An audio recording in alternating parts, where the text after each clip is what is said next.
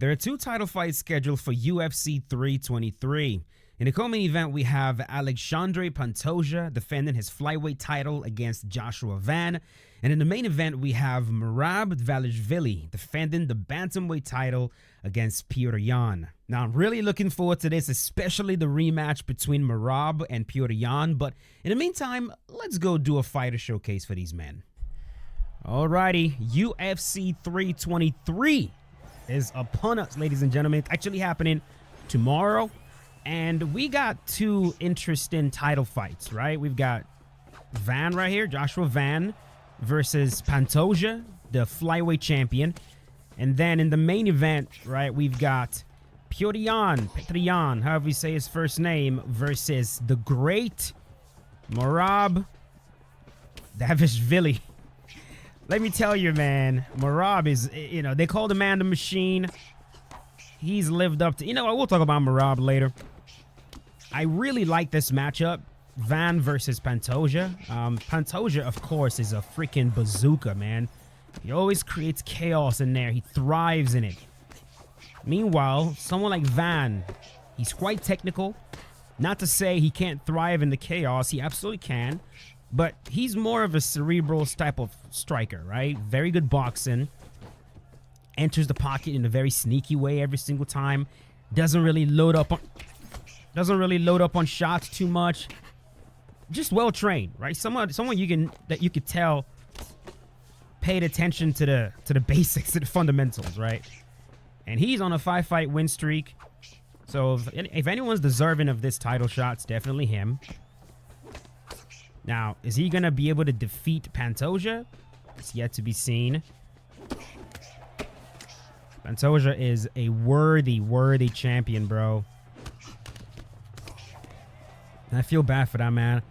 I don't remember what fight it was. It was a fight that I watched of him. After the fight, he was essentially telling his dad, "Are you proud of me now? Are you proud of me now?" It's almost like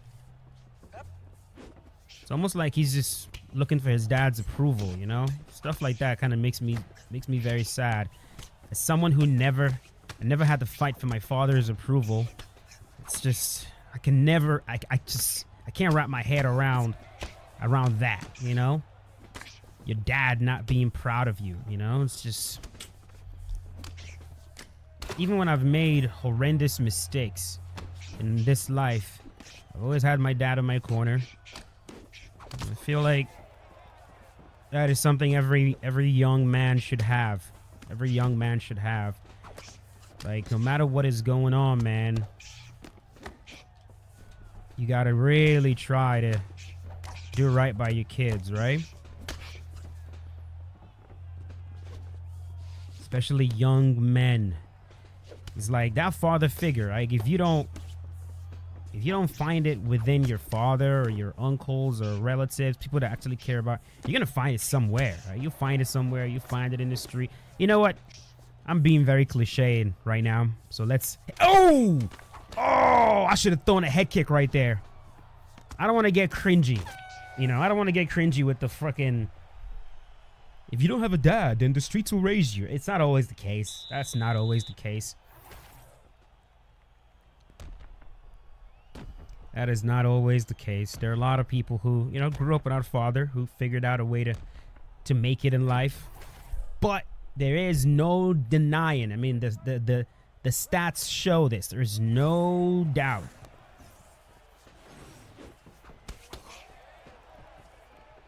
That fathers are important in the home.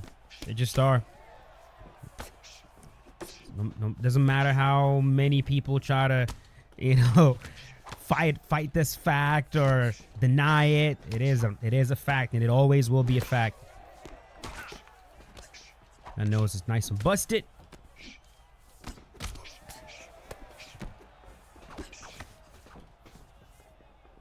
Dude, I've been having matches like this a lot. And I catch myself, and then I can't stop. These, I don't know. There we go. There we go. Let's break this up a little bit.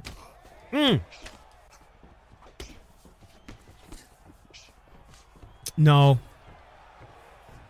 Oh! Sneaky! Oh, shit. Okay, bro.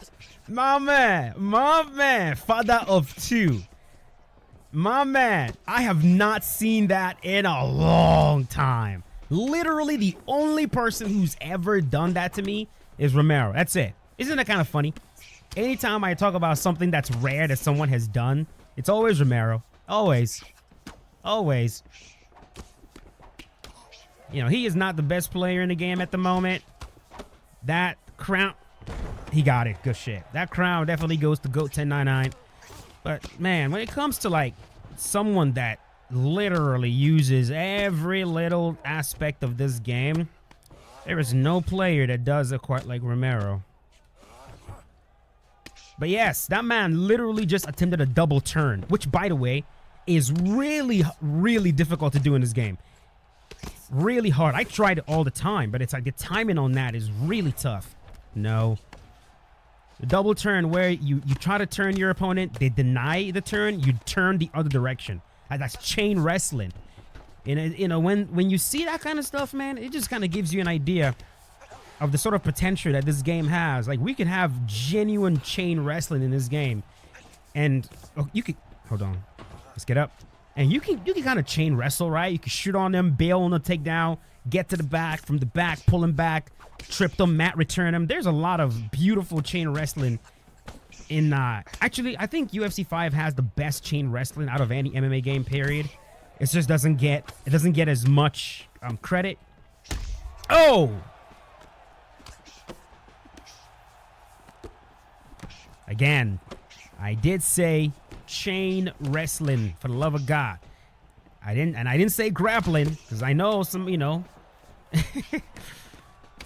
I haven't forgotten that UFC Undisputed 3 exists. That game exists, and when it comes to what that game does better than UFC 5 is when it comes to mixing the martial arts, right? It doesn't seem like a bunch of disjointed games, because like UFC 5 feels that way. I feel like the clinch is a game in itself. You know, takedowns are a game on its own. Grappling on the ground is a game. The boxing's a game. It doesn't feel like everything flows well. Oh, I got you, bro. I just figured out what this man is doing. So every time I go jab, lead hook, cross, he slips my cross. So we're gonna switch things up now to jab, lead hook, right hook. So he's slipping to the, see that? He's slipping to his left. I got you, bro. Yeah, here we go. Yes. Right hook is money. Ooh. Yoo-hoo.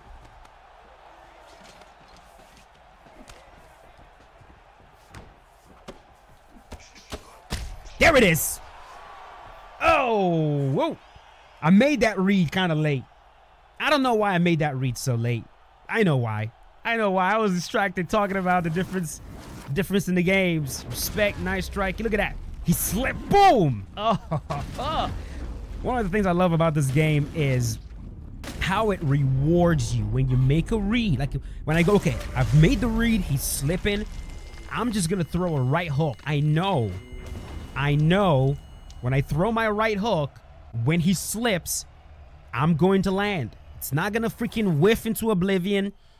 It's not going to just tickle him. If he leans into it, the vulnerability spike will be heavy.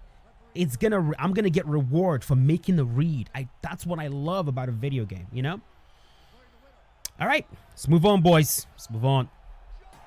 I love it when I pick a fighter.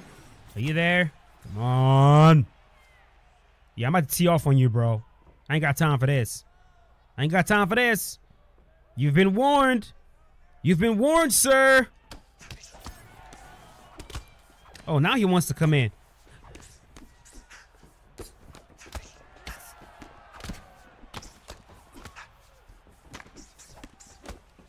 Let's give him that Pantoja treatment. I love it when I pick a fighter and my opponent goes with the fighter's actual opponent. That tells me, one, I'm dealing with an actual MMA fan, someone that knows... Oh. Someone that knows what's about to happen. I mean, what fight card's about to happen. And, you know, someone that enjoys symmetry. I love symmetry. There we go. In the last fight, I was talking about how UFC Undisputed 3, what it does very well in terms of a reason why I call it the best MMA game, the most authentic MMA game. The reason I call it that personally is just because of how well it blends the martial arts. It truly brings the mixed into the mixed martial arts. It does a very good job of that. When you knock somebody down, you can literally wrestle them to the ground as they're falling. You know what I mean? You know, it just does a very good job of like blending everything. There's barely any delay in between the martial arts, right? Meanwhile, in UFC 5, there's clear delays in there. You knock somebody down, you can't follow up until they get back up to their feet. There's all these little things. Oh, all these little things. Oh, he's backstepping.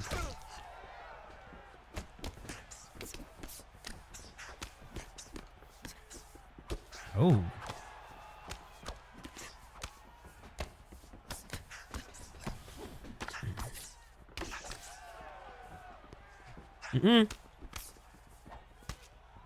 But yeah, in terms of wrestling, where Undisputed 3 kills UFC 5 is, oh come on, is in the animation, the different takedown animations you have. Like in this game right here, we don't have more than one double leg animation. We don't have more than one single leg animation, right? Everybody shoots a single leg the same way. Everybody shoots a double the same way. Meanwhile, in UFC Undisputed 3, that's not the case. Brock Lesnar has this power. Well, actually, there is. Oh, got him. There's a spear double leg in this game, but that's only, it's a contextual takedown that happens when your opponent is like really low on stamina. And you can spear them into the ground. It's like a undeniable takedown. So that's a different animation for sure. There we go. What the hell is in my eye?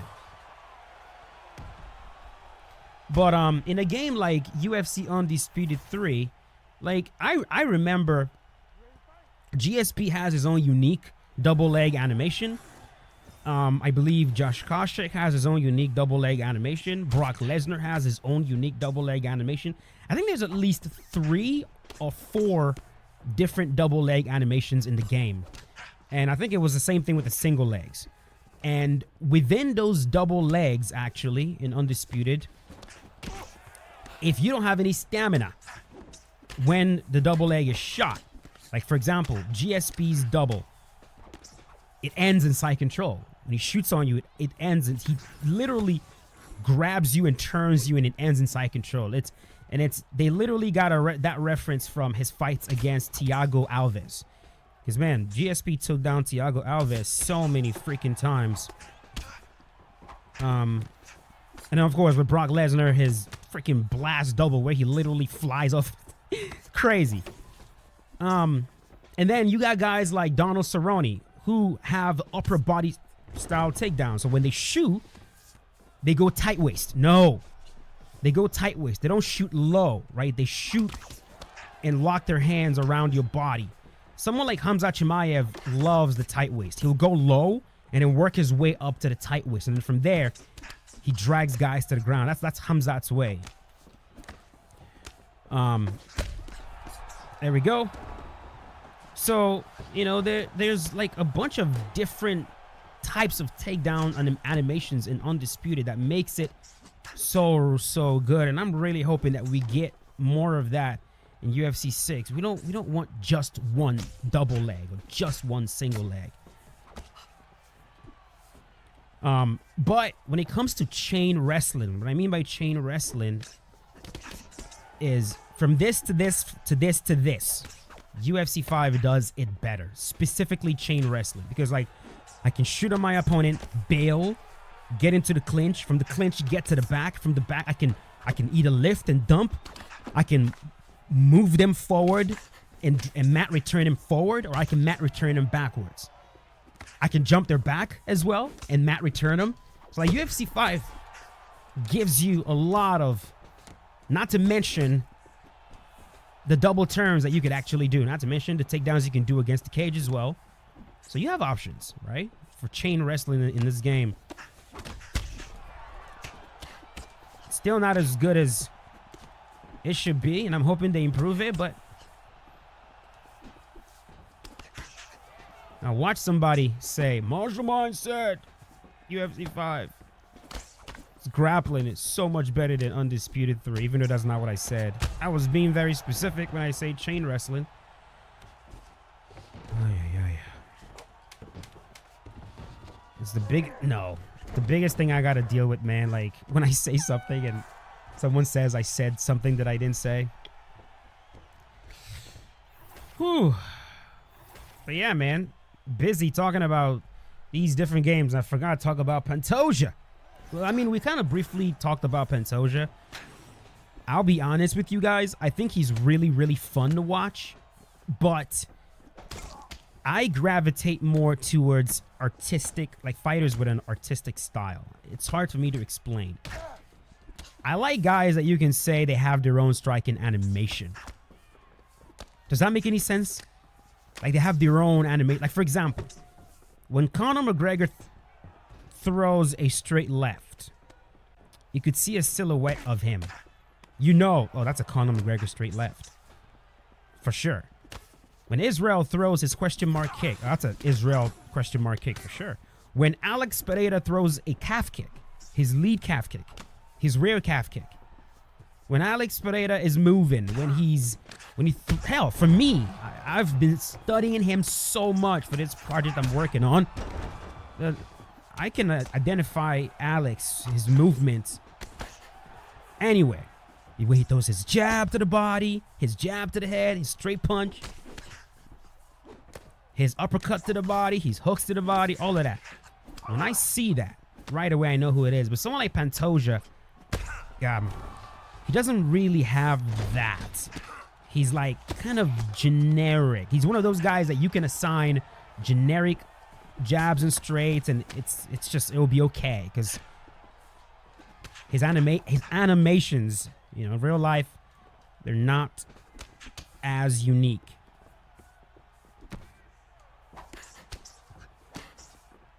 So I usually gravitate towards fighters that are like unique in that way, memorable in that way.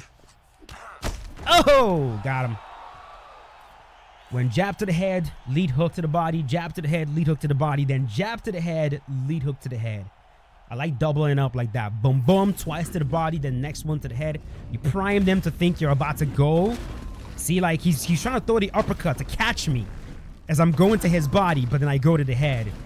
And of course, my lead hook beats his, and we get the KO. There we go.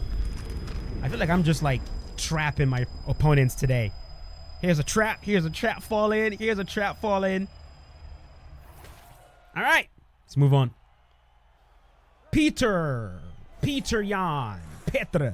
Piotr. Hey, really? Really, sir? Fake glove touch into the takedown attempt. That's how we're going to do this.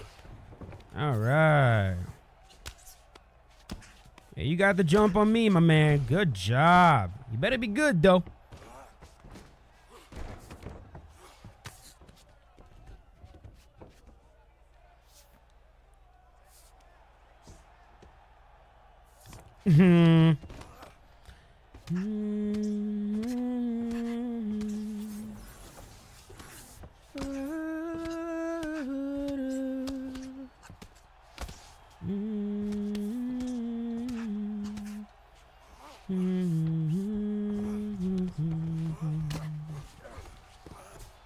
No.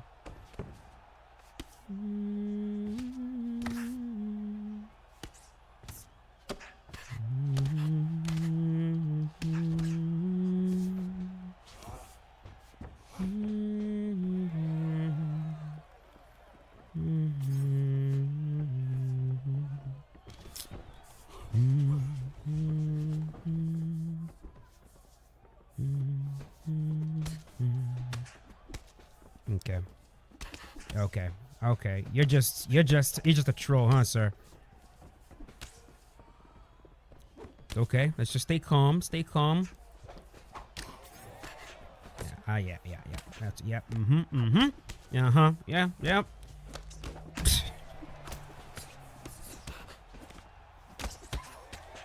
Jeez.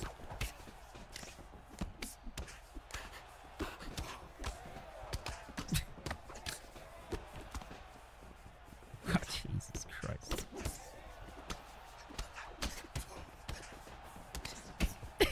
What the fuck is going on?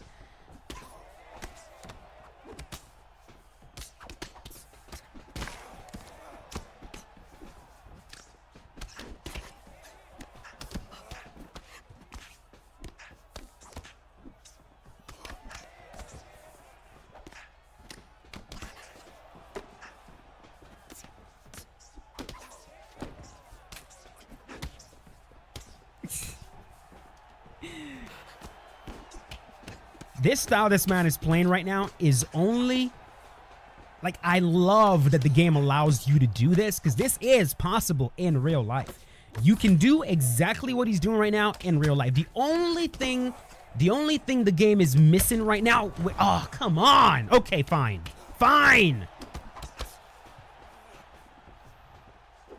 The only thing the game is missing right now that makes... The reason why you don't see that shit in real life is because there is no invisible wall in real life. See how close we are to each other? If this was real life, we would already crashed into each other. Like, you're not going to stand directly in front of each other, moving your head down and forward and back without clashing heads, rubbing, you know, shoulder to shoulder, inadvertently clinching each other. I mean, go watch any boxing match where there's aggression, where one guy is advanced. And hell, go watch any Mike Tyson fight. Bro, there was a time I went back and just started watching all of Mike Tyson fights, and I did not realize how much hugging there was in Mike Tyson matches. He was knocking these guys out for sure, but like, bro, the amount of hugging in Tyson matches, I did not realize it was that much. You know what I mean? Just because of, like, he's so aggressive. He'll like move his head.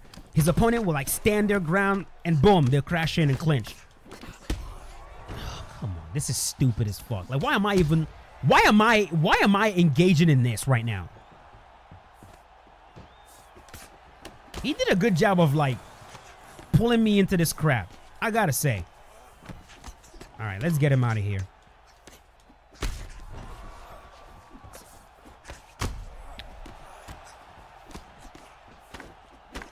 Oh, he's block countered.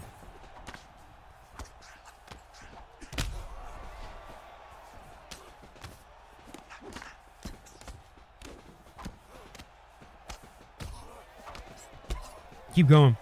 Keep going. Bye. Yeah. I don't even know why on earth I allowed myself to engage in that mess. Usually I don't. Usually I get my elbows working and fucking intercept them with their head movement. I just like drew a blank and jumped in the gutter with him. But it's fine. It's fine. But yeah, that bobblehead shit he's doing, give me the ability to crash in. Boop.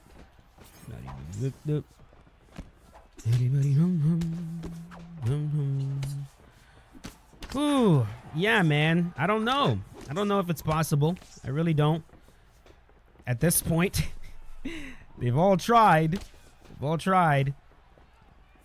Unless you can knock him out cold. Unless you can just catch him with a big shot and just put him out.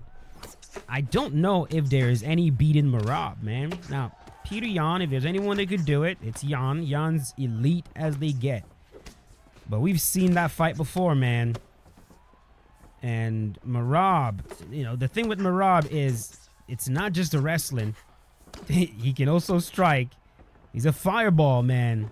And once he gets going, there we go. Once he gets going, even if he's not doing too much, like if Merab, for example, had the control ability of, say, an Islam or Khabib or Hamzat, the ability to pin opponents and hold them down for long periods of time, if he had that ability, bro, he would have been a complete fucking nightmare.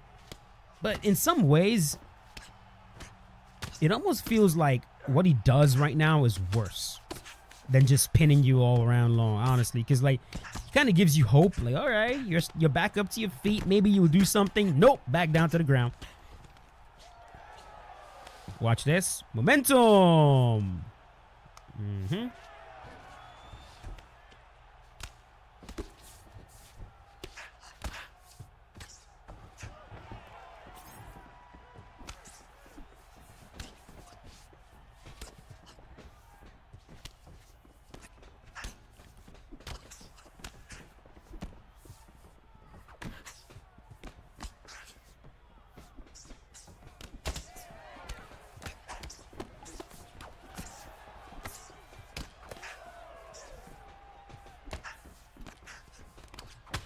Oh!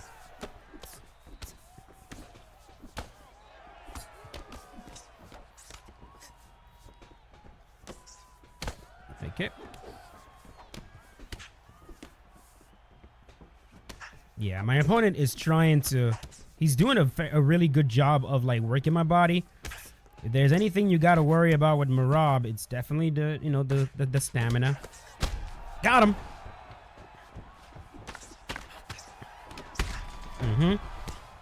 Yeah, I don't know, man. There are certain fighters that I just don't know where to even begin to even conceptualize a path to victory.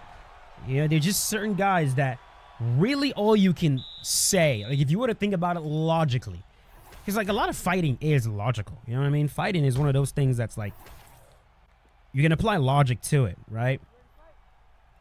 When you think about it logically, you're not going to have the same stamina that he does. It's just no matter how much you train, you're not going to be as well conditioned as Merab. It's just not possible, like at this point. So, which means you're not going to be able to match his pace. That's one. Two, okay, even if you have the same wrestling ability, you got that pacing is the big thing, right? Because we saw that. Oh shit. We saw that with Umar. Like Umar, I'd say, has the same grappling ability as Merab, but he doesn't have the pacing, doesn't have the conditioning, which is why that eventually fails you. And so it's like, what are you left with? Most fighters cannot grapple with Merab. They can't. Even if you could, you can't grapple as much as he does, as frequently as he does.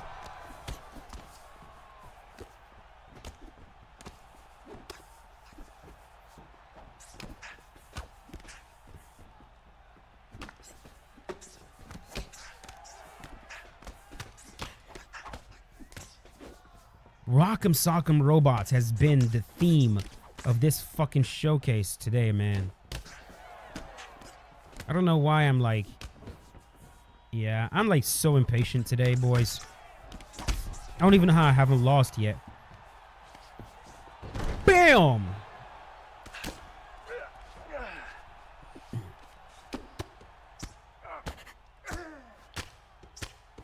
Which just reminded me, this game does have, it has quite a few takedown animations. It does. Like, I don't want to forget about the fact that we have a high crotch in here. Daniel Cormier's unique high crotch is in the game. Both of them. So we have some amplitude takedowns, some high amplitude takedowns in the game. We have quite a few. It's just the specific animation, the specific double leg and single leg animations that we've seen from fighters. It's missing. It's missing. And there are a few of them that we need to see in the game. GSBs for sure. I don't know if you guys like. You know what? I'm going to animate it for you guys, just so you guys see what I'm talking about. I can easily animate it. I mean, a few months ago I could not have said that, but now I can bring stuff like that to life. I'll just have to mimic it and then bring it into the program that I use, and just we'll figure it out. We'll map it. We'll map it properly. So yeah, man, when you think about it logically, bro, like, you're not going to outpace Merab. You're most likely not going to out-wrestle him. Like, you're not about to take down Merab and, like, pin him for rounds on end. It's just most likely not going to happen. So you're not winning the decision. So, like, what other option do you have? The only other option you have is hit him as hard as you fucking can and knock him out. That's it. There's certain guys, that's it. And in my opinion, those are the hardest guys to compete against. And get him out of there. You just gotta knock him out. You gotta find a way to knock him out. Like where your only option is, I just gotta knock him out. It's not, I gotta submit him. Like I can submit him. I can win a decision. I can TKO. No, your only option is you gotta knock him out. When you're facing someone like that, it's just a bad time. Bad time. So there you have it, man. Merab, the machine. I think he's just going to win again. It's going to be more of the same. He's going to just take down Jan over and over again. He's going to showboat. He's going to fucking carry him across the octagon. He's going to bounce around the entire place. He's going to be his classic fireball chaotic self in there. He's going to look really good to the judges and to the fans. Everyone's going to cheer while he's doing his thing. It's going to look like he's doing way more than he's actually doing in there, which, you know, he's a master at. And that's going to be that. He'll retain his title, in my opinion. But I could be wrong. You guys give me your thoughts in the comment section below. And I'll see you boys later with a brand new one. As always, stay safe. Peace out. Have a good one.